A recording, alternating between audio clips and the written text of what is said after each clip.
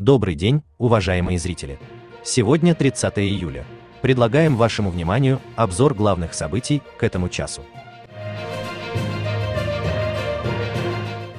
В ночь на 30 июля беспилотники атаковали столичный регион и Крым. Один сбили в Подмосковье, еще два были подавлены и упали на территории Москва-Сити, где расположен правительственный комплекс. В ночь на воскресенье, 30 июля, Москва подверглась третьей за неделю атаке беспилотников. До этого утром 24 июля дроны ударили по двум нежилым зданиям в столице, а 4 дня спустя, 28 июля, мэр города Сергей Собянин сообщил о еще одной отбитой атаке. Первые сообщения об атаке появились в 3 часа 45 минут. Телеграм-канал 112 написал, что дрон влетел в одну из башен в Москва-Сити. ТАСС сообщил о взрыве в здании по адресу Пресненская набережная. 10С2, расположенный в IQ-квартале. В этом квартале располагаются Минцифры, Минэкономразвития и Минпромторг. По данным ТАСС, в результате взрыва на уровне 5-6 этажей здания нарушено остекление. Канал 112 передавал, что дрон врезался в районе 6-7 этажей. Несколько минут спустя ТАСС сообщил, что система ПВО отразила атаку двух беспилотников самолетного типа на западе Подмосковья. По данным 112, дроны сбили в Одинцово и Красногорске. Минобороны России сообщила, что атаку попыталась осуществить Украина. В ведомстве заявили, что один дрон сбила система ПВО в Одинцовском районе Подмосковья. Еще два подавили средства радиоэлектронной борьбы, и они упали на территории Москва-Сити.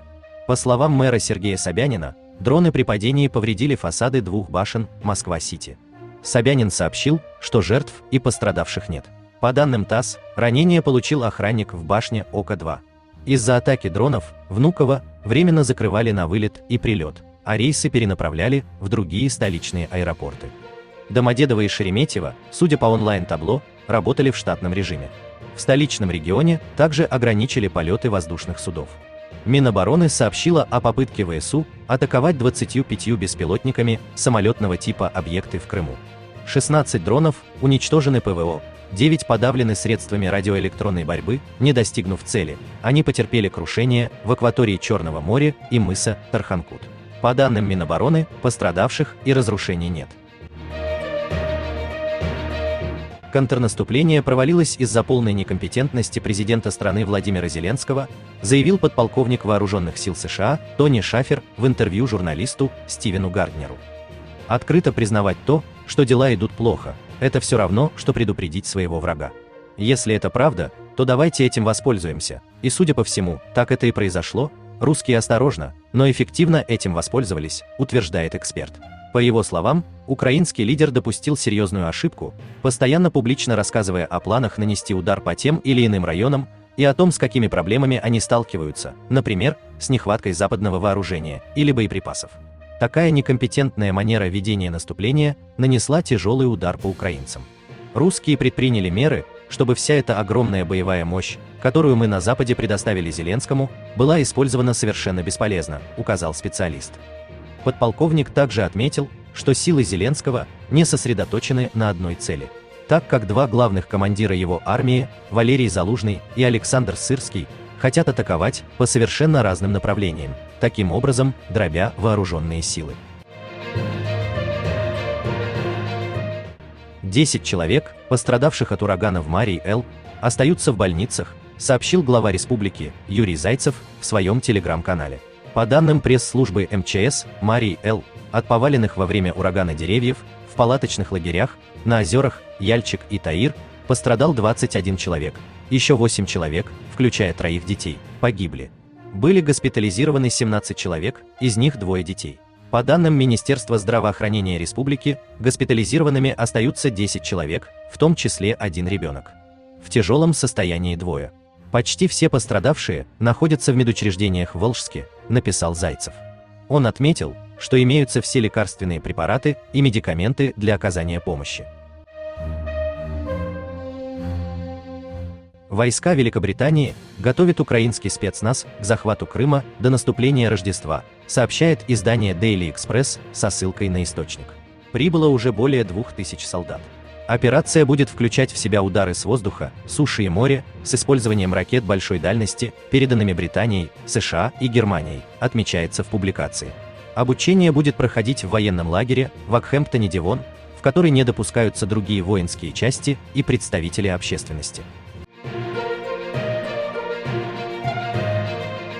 Президент России Владимир Путин вместе с иностранными гостями главного военно-морского парада, участниками саммита Россия-Африка, посетили Кронштадт, передает корреспондент РИА Новости.